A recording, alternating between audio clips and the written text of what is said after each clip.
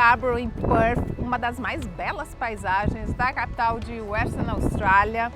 Por falar em belas paisagens, quando a pessoa que está no intercâmbio, morando num outro país, posta fotos em lugares bonitos, muita gente acha que a vida do intercambista é mil maravilhas, mas não é bem assim. No Intercambista Otimista de hoje eu converso com a Ingrid, que depois de quase 8 anos de Austrália, hoje é residente, mas que já passou por muito perrengue para chegar até aqui, né? E não foi pouco, foram muitos. Qual foi o seu primeiro perrengue, né? Você começou o seu intercâmbio aqui na Austrália em Sydney. Lá você já passou por alguma situação difícil? Claro que quando eu cheguei, o primeiro perrengue foi se comunicar, né? Uhum. Como todos me conhecem, eu falo mais que o homem da cobra e não poder me expressar foi assim a maior dificuldade que eu tive. Sydney foi um lugar muito bom para mim, eu tive as dificuldades com a escola, trabalho de escola, de não saber o vocabulário, de ter que sofrer um pouquinho disso, mas como eu tive meu irmão por perto por muito tempo, porque ele estava aqui também, a gente se ajudou muito. Chegando em Perth, eu vi que era como se eu estivesse chegando na Austrália pela primeira vez. A única diferença é que eu falava um pouquinho mais de inglês. Por quê? Eu tive que conhecer pessoas novas. Conhecer eu tive o lugar. todo lugar, transporte público, que é completamente diferente de Sydney. Então toda a comodidade que eu já tinha encontrado em Sydney, eu não tive aqui. Eu tive dificuldade em me localizar muito, porque Perth é uma área muito grande, tudo é 10 quilômetros da onde você está. Espalhado, né? Exatamente. Aí foi quando eu comecei a me locomover de bicicleta, que foi ganhada de um amigo, porque eu estava também com dificuldade financeira. Passei dificuldade financeira no começo, porque todo o dinheiro que eu tinha para sobreviver nos primeiros meses, até ter um emprego mesmo, eu tive que gastar em qualificações.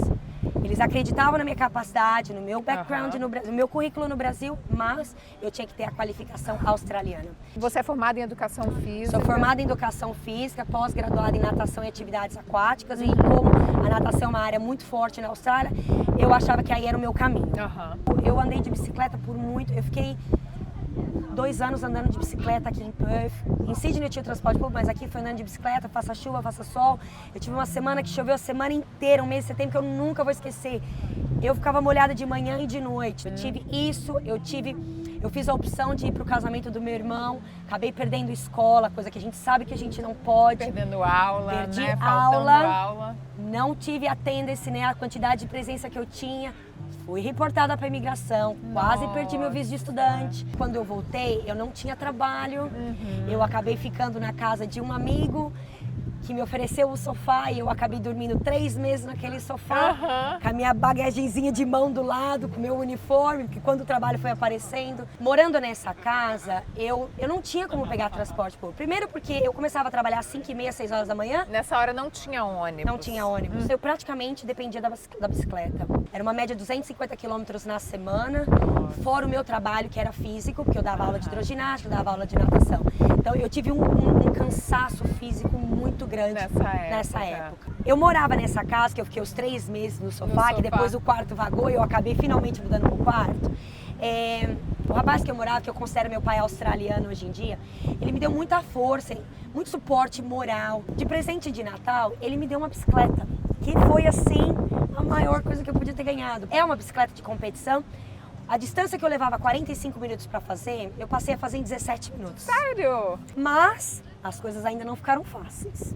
Por quê? Porque o tempo foi passando e eu sabia que eu não ia conseguir aplicar muitos outros vistos de estudante. Pois é, né? Porque você ficou num total quanto tempo com visto de estudante? Eu fiquei 7 anos no visto de estudante. É muita coisa. Só para explicar, né, para quem não sabe, quando você vai dar entrada num visto de estudante, você tem que justificar, né? Por que você quer continuar como estudante aqui no país. E quando você já está há muitos anos como estudante, e você não chegou a fazer um curso superior aqui, né? Você foi renovando o visto, fazendo curso técnico. Então você tinha que justificar isso, né? Sim. 5 anos de Austrália, tá na hora de aplicar o visto de novo. Queria aplicar para o visto de diploma, o curso de administração esportiva, combinado com o curso de gerenciamento de projetos. Fiz a aplicação toda com a West One. Foi quando eu recebi 5 folhas da imigração. O Phil falou pra mim que a gente precisa conversar. O Phil é o consultor da West One aqui de Perth. Um dos meus salvadores da Austrália. foi quando eu tremi toda, porque eu sabia que ali era um não.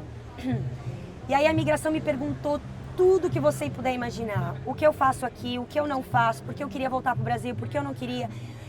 Tudo. Trabalhei muito duro para preparar toda aquela documentação, que no final das contas foram 165 folhas para justificar o porquê eu queria estudar mais 2 anos. Aí o visto de estudante foi aprovado, Foi uma lindo, alegria, foi uma alegria. comemoração. Você acorda amanhã às 3 da manhã para contar. Só que ainda não era o final da jornada, né? Porque o final dela era a residência. Porque você já sabia que desse visto não passaria, não passaria. Você não poderia renovar mais uma vez como estudante, já que a imigração já tinha questionado, Sim, né? sim. A imigração tem toda uma lista de qualificação, se você pode ficar ou não, e a minha graduação não me dava condição de ficar. Tá. Então a única oportunidade que eu tinha era trabalhando. Então eu tinha que encontrar um trabalho que acreditasse no meu potencial, na minha qualificação e estava disposto a patrocinar o meu visto para que eu pudesse ficar no país. Numa sorte muito grande, conversando com uma amiga, fiquei sabendo de um trabalho que estava em aberto. E aí eu pensei, não tenho nada a perder. Depois de tudo que eu passei, não tenho mais nada a perder. Mais interessante que o meu chefe, hoje em dia, nós estudamos juntos em um dos vistos, então ele passou pela mesma experiência que eu. O meu chefe também estava na mesma situação que eu quando nós nos conhecemos. E depois, muito tempo depois, foi onde eu fiquei sabendo que ele era o dono dessa empresa. Então ele também Foi passou... uma coincidência. Total. Ele me deu a oportunidade, eu comecei a trabalhar, eu trabalho com eletroestimulação aqui, até que 3 meses depois ele veio para mim e falou, então, a gente precisa começar a preparar toda a documentação para aplicar seu visto. Aí eu, oi? Então você vai mesmo fazer isso. Que legal. Claro, nós conversamos 8 meses depois, que geralmente leva um ano e pouco para sair, em 8 meses meu visto saiu.